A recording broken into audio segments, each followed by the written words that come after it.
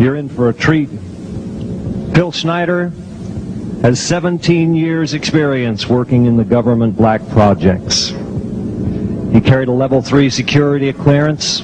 He's a former government geologist and engineer in the black projects, underground bases at areas 51, S4, and Los Alamos. He's going to expand your mind here this morning. Please welcome Mr. Phil Schneider.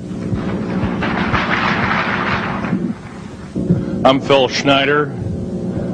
I spent 17 years in black budget programs, government geologist, as engineer, structural engineer with aerospace applications, self-taught metallurgist, became kind of famous in my own right. I basically would have a set of notes here, but they're unavailable in all this melee.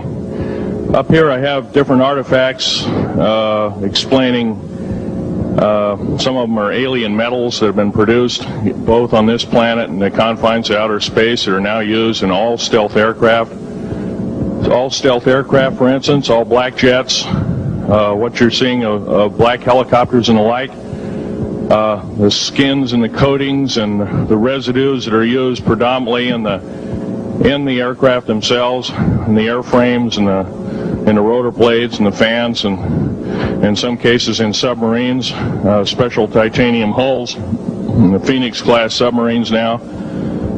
All this has come from alien technology. 1947 is what the public has been told. Something crashed in the backyard in New Mexico, a place called Roswell, New Mexico.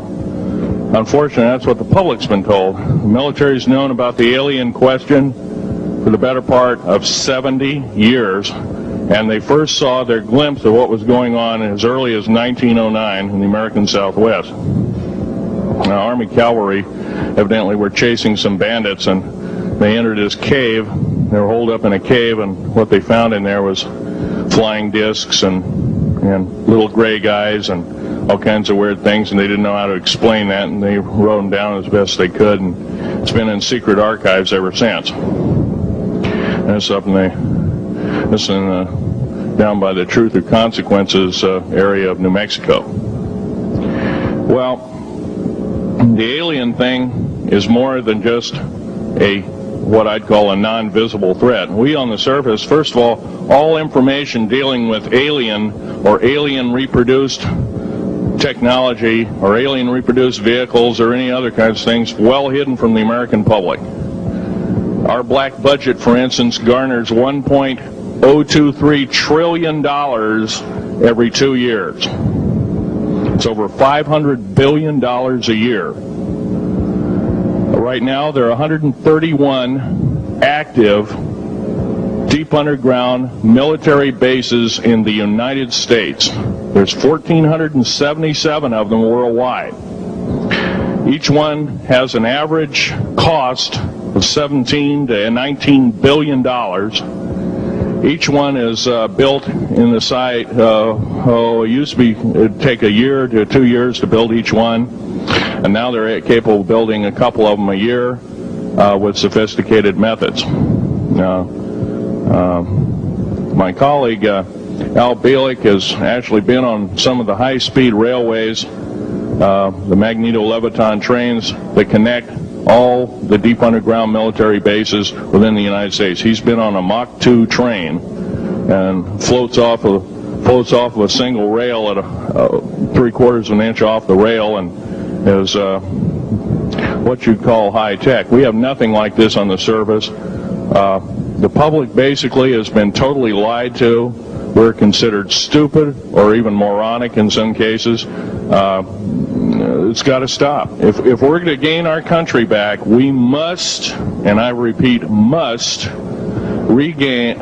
instill in our public officials, anybody that goes and does public service, they must tell us the truth. And if they cannot do this, then they must be impeached, or they must be removed from office.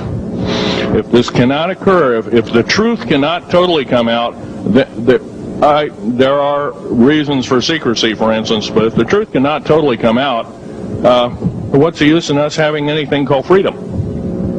Okay, now I have pictures here that I'm going to show you during the break in artifacts, and I ask you to kind of look at them but not handle them. I have actual crashed retriever metal from Roswell, New Mexico. It's given to me when I was 14 years old. For instance, I've got other things. I've got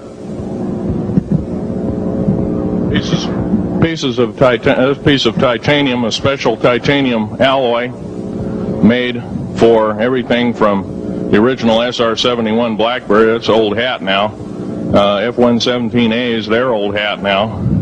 They're making a whole new class of hypersonic above Mach 5 aircraft that employ extremely modern charged particle beam weapons. They don't even use lasers anymore.